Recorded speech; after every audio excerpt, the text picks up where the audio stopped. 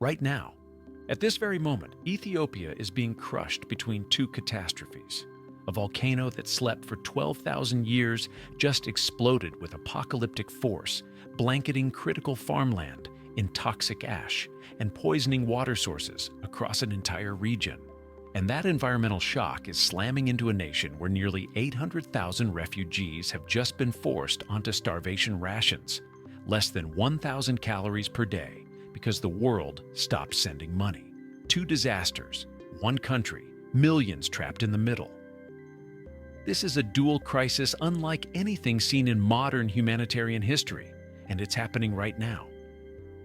On the morning of November 23, 2025, at approximately 8:30 a.m. local time, the Hayli Gubbi volcano in Ethiopia's remote Afar region detonated. Not a slow lava flow, not a gradual awakening. A violent explosive eruption that eyewitnesses described as a sudden bomb, followed by a shockwave that rattled buildings miles away. The ash plume shot vertically into the atmosphere, punching through the troposphere and reaching altitudes between 13.7 and 15.2 kilometers. That's 45,000 to 50,000 feet. Commercial aircraft cruise at around 35,000 feet.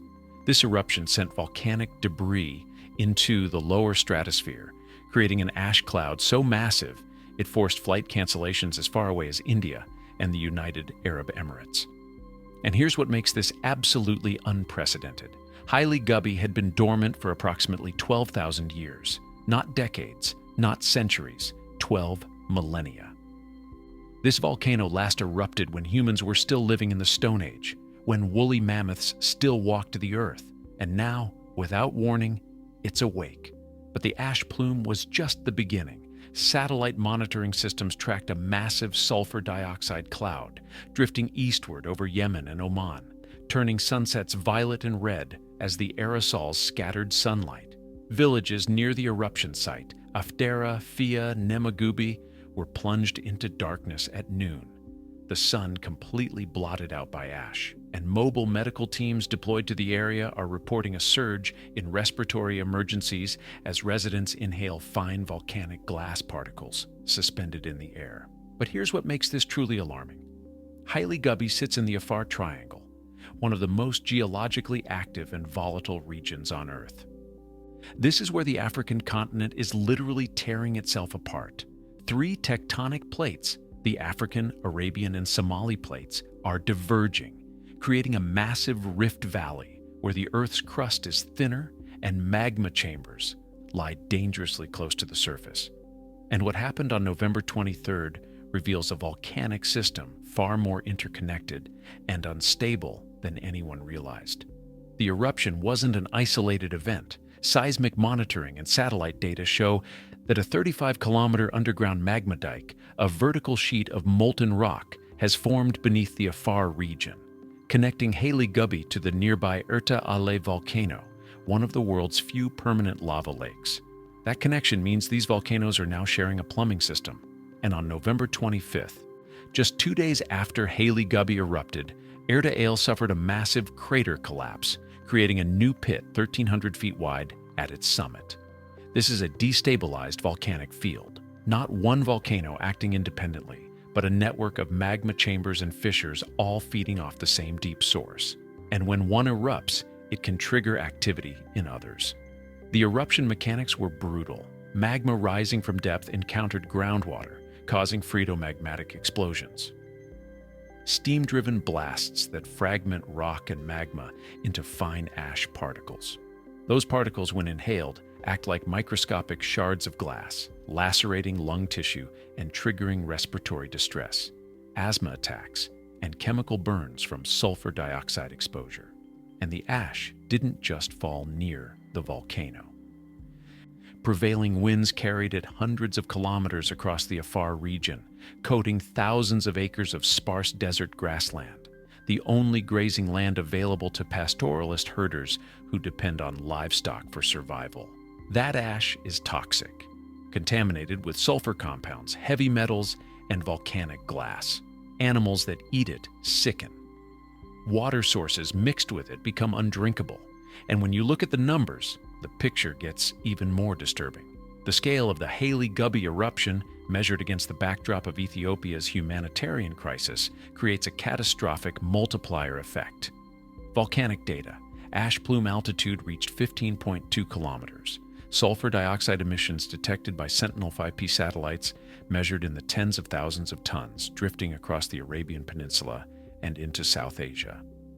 The Volcanic Ash Advisory Center in Toulouse issued red alerts for aviation across the Horn of Africa and western Indian Ocean. Ashfall extent? Preliminary satellite imagery suggests volcanic ash blanketed at least several thousand square kilometers of the Afar region. Villages reported ash accumulation measuring several centimeters deep, enough to collapse poorly constructed roofs and contaminate open water storage. But now layer the humanitarian numbers on top of that environmental disaster.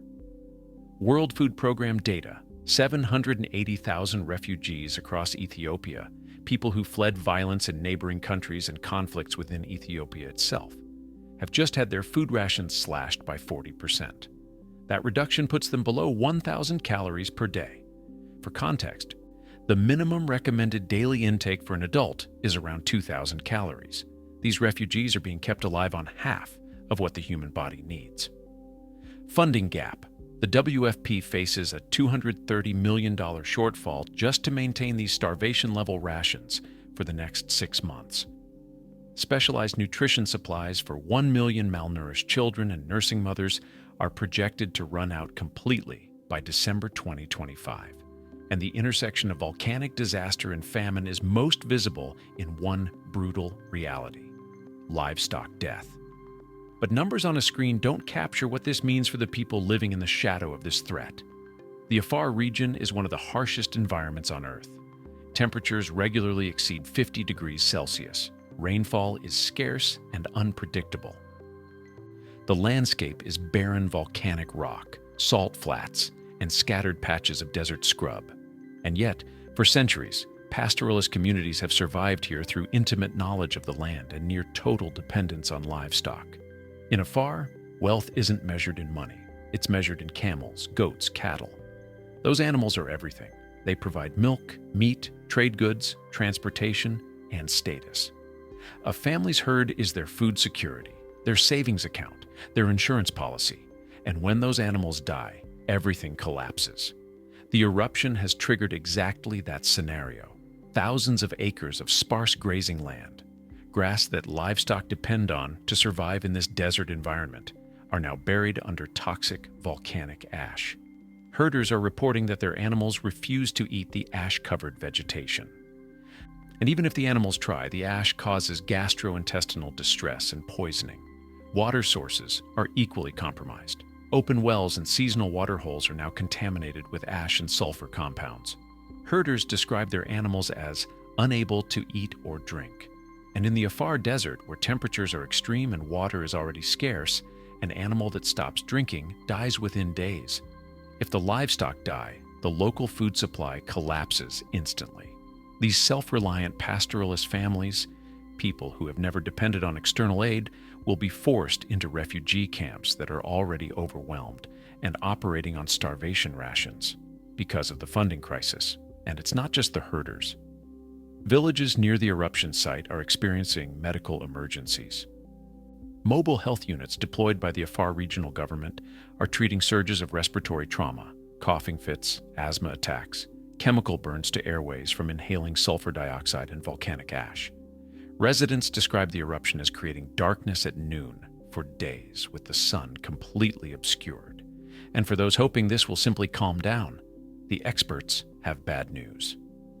Volcanologists studying the Hayli Gubbi eruption are issuing warnings that go far beyond the immediate ash plume. The discovery of the 35-kilometer magma dike connecting Hayli Gubbi to Erupted has fundamentally changed the risk assessment for the entire Afar volcanic field.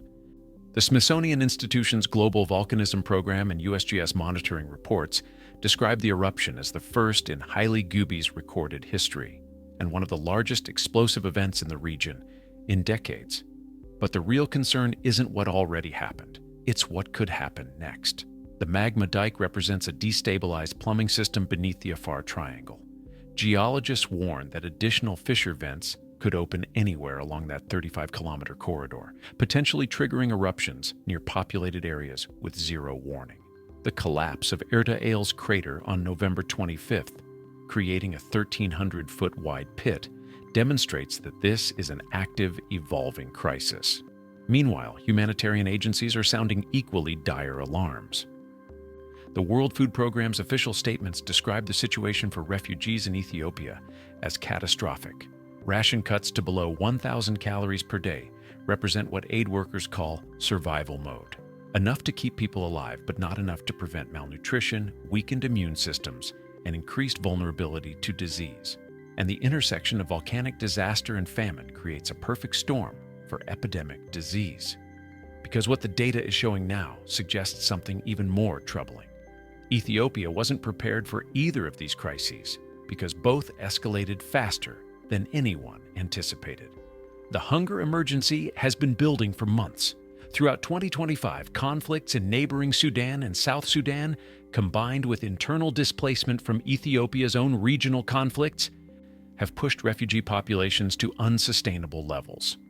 The World Food Programme issued warnings as early as mid-2025 that funding shortfalls would force ration cuts. By October, those warnings became reality. 780,000 refugees saw their daily food allocations slashed by 40%, and the trend is accelerating downward. WFP projections indicate that without immediate new funding, nutrition programs for 1 million children and nursing mothers will completely cease by the end of December. That means infants and pregnant women, the most vulnerable populations, will have no access to the specialized therapeutic foods that prevent starvation-related death and permanent developmental damage. Then the volcano erupted, not gradually. Not with weeks of warning tremors that allowed for evacuation and preparation. Hayli Gubbi went from 12,000 years of silence to a stratospheric ash plume in a matter of hours. And the volcanic unrest isn't subsiding. Seismic monitoring stations continue to detect tremors throughout the Afar region. Steam emissions from Hayli Gubbi remain vigorous. The magma dike connecting to Eruption shows no signs of cooling or stabilizing. Two escalating crises, one collision course, and history tells us exactly what patterns like this can lead to. Ethiopia has survived volcanic eruptions before, and it has survived famines before, but never both at once. The most recent comparable disaster was the catastrophic famine of the 1980s, a humanitarian catastrophe that killed over 1 million people and displaced millions more. That crisis was driven by drought, conflict, and international indifference. Food aid arrived too late, ration systems collapsed, entire communities starved. The volcanic precedent is less familiar but equally grim. The Afar region's volcanic field has produced devastating eruptions throughout recorded history, though none as large as Hayli Gubbi's current event. When ash blankets grazing land and poisons water sources in a desert environment, recovery can take years. The last time Ethiopia faced compounding environmental and humanitarian disasters on this scale, the death toll was measured in 6 figures. And right now, the same warning signs are flashing. As of November 29, 2025, Ethiopia's dual crisis remains active and unresolved on both fronts. The Afar regional government has deployed mobile health units to treat respiratory trauma in villages affected by volcanic ash. Evacuations were ordered for sparse populations nearest the Hayli Gubbi crater, though many herders have refused to leave, staying behind to protect their dying livestock. Aviation authorities continue to issue warnings for ash cloud hazards, and flights across the Horn of Africa remain disrupted. On the humanitarian side, the World Food Programme's emergency operations are running on fumes. The $230 million funding gap means that starvation rations for 780,000 refugees could be cut further, or eliminated entirely, within weeks. Aid agencies describe the situation as a ticking time bomb, with malnutrition rates spiking and disease vulnerability increasing daily. And there's a third threat emerging from the intersection of these disasters: cholera. Ethiopia is already experiencing cholera outbreaks in multiple regions. Now, with water sources contaminated by volcanic ash and displaced populations crowding into unsanitary camps, the conditions for explosive disease spread are ideal. But the real question everyone is asking is simple and terrifying. The dual crisis facing Ethiopia has multiple possible trajectories, none of them good without immediate, massive intervention. Volcanic Scenario 1. Hayli Gubbi's eruption subsides. Seismic activity decreases. The magma dike stabilizes without triggering new eruptions. Ashfall gradually weathers and disperses. Grazing land slowly recovers. This is the best-case scenario.